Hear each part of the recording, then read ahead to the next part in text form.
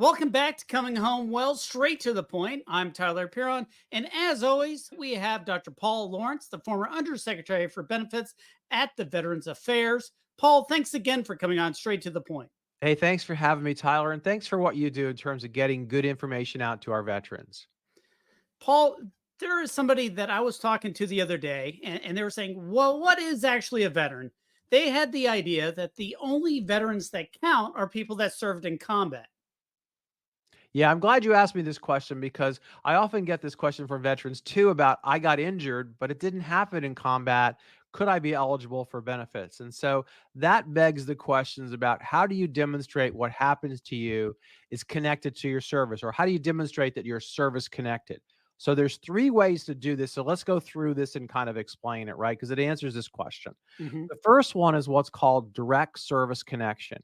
You were injured or disabled while in service. And that last three words, while in service, are key because it doesn't talk about a specific time or an event or a location. It could be while you're in service. So it could be you were in combat, you were training, you were doing your official duties, or you got hurt during the time away from normal duties. Okay. So that's a direct connection. And the way to demonstrate you're service connected and get benefits, you have to show something did happen to me. It continues to exist. And there's a connection or a nexus, as they say, between what happened to me in service and what happens now. And Well, that's direct. now I'm hearing that. I don't hear anything about combat. Exactly. It's like while in service, a direct connection while in service. So, classic example, let's pick on somebody. Jane Smith, veteran, service member, falls off a ladder while painting the barracks, hurts her back. Years later, she files for disability compensation because she continues to have back issues. She hurt herself while in service. Same Mhm. thing would be true when combat or even at the post gym playing basketball while you were in service. So that's the direct connection for service connection. Okay. There's a little more subtle one called aggravated service connection. And this is if you have a condition that you went into service with, but it got worse while you were in service and worse than it would have naturally happened over time. Okay. That makes sense. So you have to sort of have great medical records to say, yes, I had it. It was at this level or stage, but thanks to whatever happened in service, it is much worse than it would have been naturally. Again, example John Doe, a service member, goes into the service with a skin condition. While in the service, is exposed to toxic chemicals, worsening the skin condition by far more than it would have happened naturally. So aggravated service condition, again, depends upon sort of relative sort of state of play and also having really good medical records to demonstrate sort of what happened before you went and what happened afterwards. So, And like maybe another example is you had hurt your back painting your house before you joined the military. Then you're a parachutist and you have a bad landing. Your back's a lot worse than it would have been otherwise because of the bad parachute landing, but you did have a bad back a little bit beforehand. yeah, so you're gonna make sure your records really show that, or else it's gonna be, "Hey, this is a prior condition and it will not be covered," right? So that's kind of the thing about having So the great. great medical evidence is like the key to that one. Yeah, exactly, exactly. And the other one, which is subtle but is used a lot, is what's called a secondary condition. Okay. So you have something that is service connected. Let's make a very simple example. Now, I'm not a medical doctor, right? You severely hurt your ankle while you're in service and it's service connected. Mhm. Okay. Years later, your knee starts to hurt because of your ankle, right? The relationship between the knee and the ankle. Okay. So that's what's called a secondary condition. And the second condition, the knee in my example, could be covered even though it didn't happen in military service because of the previously service connected ankle. The way to think about it is this wouldn't have happened but for the service connected injury. Okay. And often the secondary conditions often reveal themselves like years later. Okay. Which makes a lot of sense. Yeah, not related to military service, close to the body part, but not the same body part, and often happens later. So, a secondary condition, that's something people need to think about because it often plays its way out, especially through the body systems as they are interrelated. So, that's the thing. So, back to the question. Did I have to serve in combat? Absolutely not. It could be Hmm. any variation of what we just spoke about to include couple, right? You could be direct service connected, then later you have a secondary service connection. Again, so people need to understand these benefits are there, to really help people based on what happened to them physically and mentally during their time in service. So that really covers the service connected for benefits or for disability benefits. But obviously, there's a lot more that the VA offers. We've talked about it, but you don't need to necessarily even be a combat veteran to get those other benefits either, right? Correct, absolutely not. Again, it's just sort of, the generally it's the characterization of your discharge. Some do Hmm. require honorable, like the GI Bill. Okay, others are a little more lenient, but absolutely not. It's the key thing to remember is while in service, right? Hmm. Okay, regardless of sort of what that was, right? It's while in service. So, is there anything that does require, like, because obviously this myth continues to persist, is there anything that does require combat service in order to count? Yeah, there's a special benefit from the Department of Defense called combat related special compensation, CRS. I'm not deep in this. It's a DoD benefit. There is a small benefit there. So I'd encourage your listeners to look that up. I had Bill Hudson on my LinkedIn kind of things talking about if people want to go find it. He's a lawyer who helps veterans with that. And So we've had a couple of podcasts. Guys, go search y- for it in the y- archives. We have a yeah, whole thing on CRSC. yeah. But other than that special thing, there really isn't much differentiation between anybody who else served honorably or otherwise. Mhm. And but that's also a topic that we've talked about is just because the characterization of your discharge by the service isn't necessarily how the VA is going to provide you services. Yeah, so it's very important people think about the discharge, right? In the lower left-hand corner says like, what did you get? Honorable, dishonorable, other than honorable, for example. Okay, so Hmm. honorable, high five, everything is great, right? Dishonorable, by law, you're not a veteran if you get a dishonorable discharge, so no benefits are eligible for it.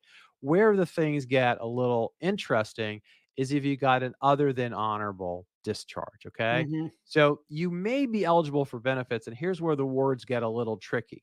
So if you apply for benefits, you say, hey, I have an other than honorable discharge, VA will do what's called a character of discharge review or character of service review. The titles are used interchangeable, where Hmm. they will go and look at your service. They'll get the information from your branch.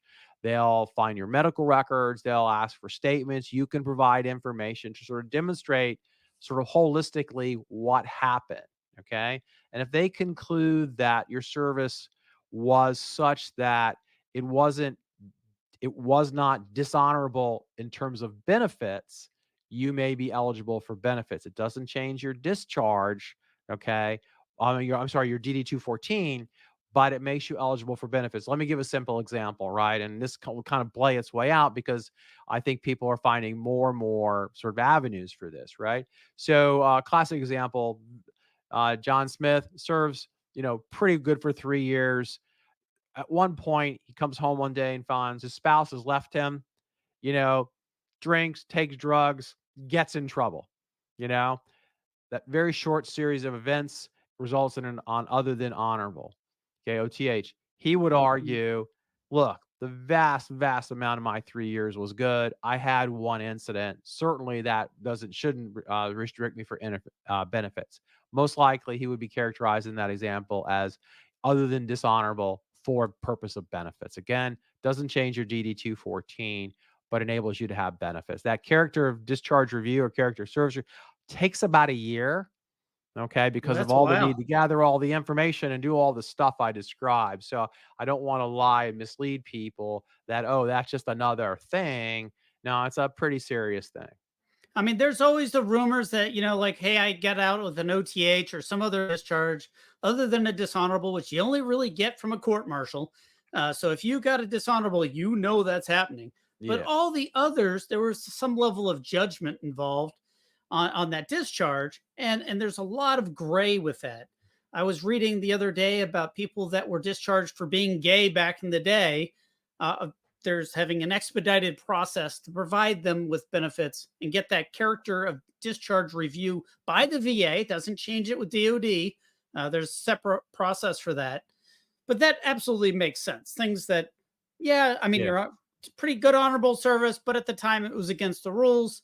Hey, we're gonna take a look at that and Now, does that get you the GI Bill, or does that just for honorable? That's just for honorable, okay? Hmm. But the other thing too is you're right. So lifestyle have changed. Our thinking about this has changed. So that's one example. The other way it's also expanding is, gee, if you had PTS, for example, and we didn't really know about it, right? So something happened, you were triggered. And again, I'm not a medical doctor, so don't misquote me on this, right? You came in, you upset, and somehow you ended up punching your CO, right? Uh, and you got a other than honorable, right? You could go back and argue, hey, nobody really knew I had PTS, for example. Okay. So I don't want to mislead people again that, hey, all income free. If you got an OTH, you can come out, do this process. No. Okay. I mean, there is accountability for folks. And if you did get an OTH for all the right reasons, hopefully it Hmm. isn't changed because that would be unfair to everybody else. But don't forget, and you kind of alluded to this, you can go back to your service, and they have a board for this, and try to petition to have your discharge upgraded if you Hmm. truly feel it was not right, right? And so I'd encourage people to think about what that process is and use that if they really do feel the discharge is not appropriate from their perspective. Yeah, but from the VA, and that's an important distinction. The Board of Correction for Military Records is changing the services characterization, but the VA can make their own determination based on the totality of the circumstances. Yeah, absolutely right. Absolutely right. Again, VA's determination only affects benefits, but if that's Hmm. kind of where you are, that's okay. If you care that your DD 214 might be cited in employment or in other sort of things, and you feel it's wrong, certainly going back to your service is the way to deal with that. So that's a pretty important caveat. We've always heard, I wasn't in combat, so it doesn't count or whatever. But using your example about painting, and I picture all the people that are in the Navy that are constantly painting and up on things and stripping paint, and there's all sorts of opportunities for accidents and getting hurt, and that is totally service connected, but it's not even uh, that uncommon, I would imagine, but Yeah. also all the other things that are happening that you're doing. You're playing basketball. And so one of the things they are going to look at is what they call line of duty. Um, as long as you weren't like, breaking the law and doing some craziness, if you get in a bad car accident, driving drunk on the wrong side of the road, Yeah. that may not be in your best interest. But Yeah. if you're hit by a drunk driver, maybe it wasn't service connected or related, but it definitely would probably count if they looked at it and characterized it appropriately. Right, So, and we're making light of the example painting stuff, but don't forget, the military, as you remember, trains all the time, oh, right? yes. So you're not in combat and you're not sitting in an office, you are training, right? You are doing the kind of things, and so you can get hurt during training because of how real it can be, right? And so your example of, going to airborne because you parachute qualified, that is training where people get hurt, right? And so A lot more people get hurt in training than in Y combat yeah, in that general. that's yeah, well, they do a lot more training, right? So that makes sense.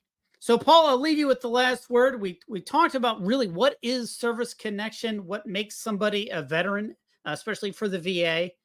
What's the most important takeaway of that conversation? Well, it can be confusing, and definitely applying for disability compensation can be tedious, okay? But don't be discouraged.